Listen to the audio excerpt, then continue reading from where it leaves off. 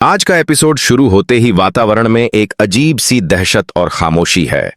मंदिर के आंगन में बड़ी बड़ी घंटियां बज रही हैं और पंडित जी गंभीर चेहरे के साथ कुंडली और ग्रहों की चाल देखकर कहते हैं, आज जो निर्णय लिया जाएगा वही इस घर के भविष्य को तय करेगा, क्योंकि मौत की छाया किसी पर मंडरा रही है और इस छाया को केवल एक पवित्र बंधन ही रोक सकता है। सबके चेहरे पर हवाइयां उड़ने लगती हैं। देव की मां चंद्रिका घबराकर पंडित जी से पूछती हैं, क्या कह रहे हैं आप? कौन सी मौत की छाया? पंडित जी गहरी सांस लेकर कहते हैं, देवपुत्र, तुम्हारी जन्म कुंडली में कालसर्प दोष भयंकर रूप से सक्रिय है। अगर आज ही तुम्हारे जीवन में एक पवित्र विवाह का संस्कार नहीं हुआ तो तुम्हारी आयु पर संकट मंडरा रहा है। मृत्यु का योग बहुत प्रबल है। यह सुनकर पूरा परिवार दंग रह जाता है। वसुंधरा की आंखों से आंसू बहने लगते हैं और देव अंदर से हिल जाता है। देव हकलाते हुए कहता है, पंडित जी, आप कहना क्या चाहते हैं? पंडित जी दृढ़ स्वर में जवाब देते हैं, बेटा, मौत की आहट कोई मजाक नहीं होती।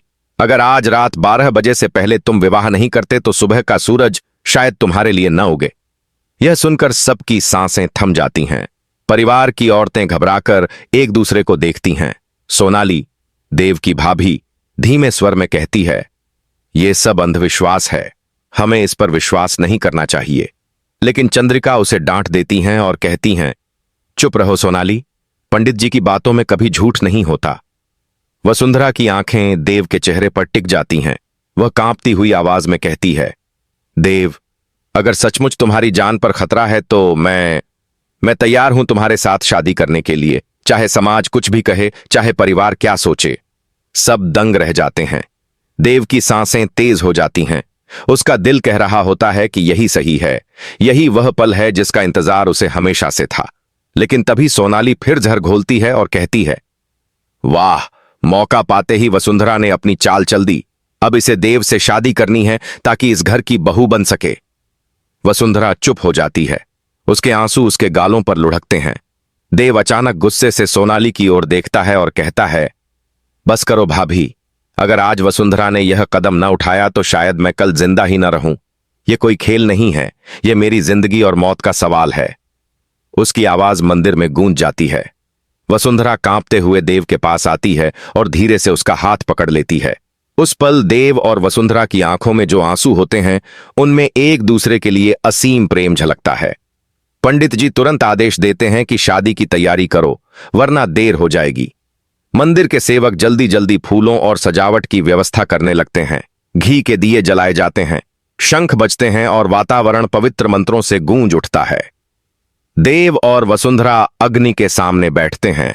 उनके दिल झोर झोर से धड़क रहे हैं। चारों ओर सन्नाटा और रोमांच है। हर फेरा लेते समय वसुंधरा के कदम कांपते हैं, लेकिन उसका संकल्प दृढ़ है कि वह देव को बचाएगी, चाहे अपनी जान क्यों न देनी पड़े। देव के चेहरे पर दर्द और प्यार दोनों झलकते हैं।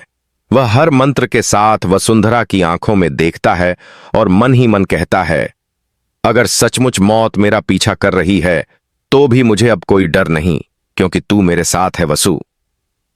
7 फेरे पूरे होते ही देव वसुंधरा की मांग में सिंदूर भर देता है और उसके गले में मंगलसूत्र डाल देता है। परिवार की आंखें नम हो जाती हैं। चंद्रिका भगवान को धन्यवाद देती हैं, जबकि सोनाली का चेहरा गुस्से से तमतमा उठता है। पंडित जी आशीर्वाद देते हैं। अब देव की आयु पर मंडरा रहा संकट टल गया है। यह विवाह उसकी ढाल बनेगा। लेकिन जैसे ही सब लोग राहत की सांस लेते हैं, उसी समय मंदिर के बाहर से कोई काली परछाई गुजरती है। कोई ऐसा जो इस शादी से खुश नहीं है।